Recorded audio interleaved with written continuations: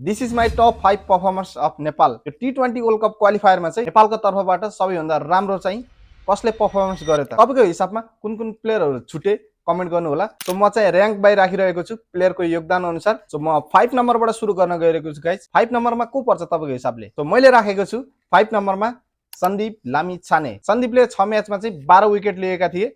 एकदमै राम्रो कतार विरुद्धको त्यो 5 विकेट होल, त्यो म्याचमा चाहिँ सिंगल ह्यान्डलली म्याच जिताएका थिए नेपालको लागि। उनलाई चाहिँ मैले 5 नम्बरमा राखेको छु। सो 4 नम्बरमा चाहिँ को होला त?